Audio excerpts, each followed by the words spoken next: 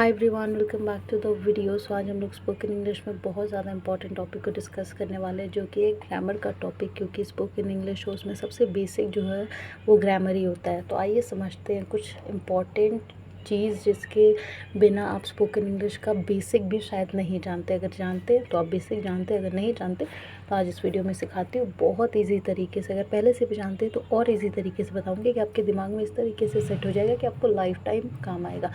So first, अच्छा आप पहले ये बता दो कि वॉट फैमिली से हम वॉट फैमिली से नहीं, WH फैमिली के वर्ड्स को हम सीखने वाले।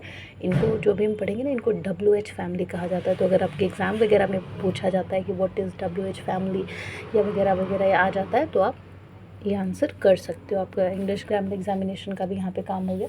सो WH फैमिली कहा जाता है। सबसे पहले वॉट, क्योंकि देखिए सबका WH से स्टार्ट हुआ ना, इसलिए।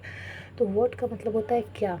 तो क्या जो है आप पूछते हैं सिचुएशन को दिखाने के लिए कि क्या हुआ, क्या कर रहे हो, क्या कुछ गलत हो गया, क्या कुछ बहुत अच्छा हो गया। तो कोई भी सिचुएशन के बारे में पता करने के लिए या बताने के लिए क्या का यूज़ होता है। पहले इन सब का मतलब समझा देती हूँ, उसके बाद से मैं आपको समझाऊंगी। कुछ सेंटेंसेस आपको मैं बताऊंगी डायरेक्ट, जो कि आप देख सकते हो यहाँ लिखा नहीं है, खुद से बनाऊंगी, ताकि आप भी जब प्रैक्टिस करेंगे इस वीडियो के थ्रू तो आप भी खुद से बना सकें। हो का मतलब होता है कौन। ये इंसान के लिए यूज़ किया जाता है, किसी भी इंसान के बारे में बताने के लिए या किसी भी इंसान के बारे में पूछने के लिए हो का यूज़ होता है। उसका मतलब भी होता है कौन।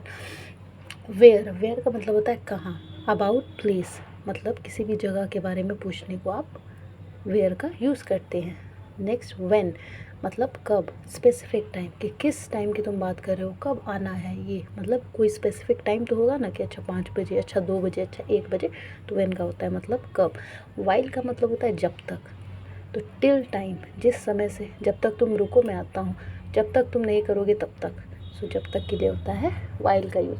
अच्छा एक चीज़ और, अब आप सोच रहे होगे कि ये तो सीखना इंग्लिश है, आपको आपके एग्ज़ाम में भी इंग्लिश में ही आएगा, हिंदी में क्यों बताया। क्योंकि हम लोग इंडियंस हैं, हमें हिंदी आती है, तो हम लोग हिंदी से यहाँ इंग्लिश बोलना सीखेंगे। अब जो अंग्रेज है उनको इंग्लिश आती है, वो इंग्लिश से हिंदी बोलना सीखेंगे अगर वो सीखना चाह रहे हैं हमारी लैंग्वेज। तो इसीलिए यहाँ पे हिंदी का मतलब समझाया जाता है ग्रामर में, ताकि आप लोग समझ सकें। वरना ऐसे कैसे आप हवा में थोड़ी या तो रट्टा मारेंगे हम, अच्छा वॉट को क्या वो, तभी तो हिंदी में समझ ही रहे ना। इसीलिए हिंदी में इसका मतलब होता है, ताकि इजीली हम समझ जाए। जैसे कैसे हर चीज़ का ट्रांसलेशन होता है, इस तरीके का आप समझ सकते हैं कि इंग्लिश का एक ट्रांसलेशन और मतलब भी है।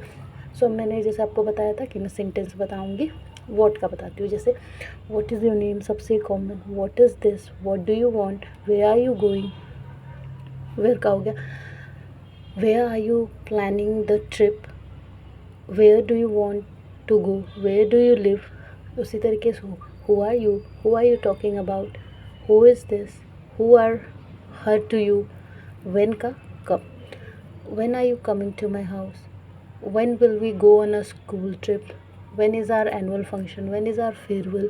While I'll come when you decide me to come, while I'm busy doing this you can wait in the auditorium. So like this.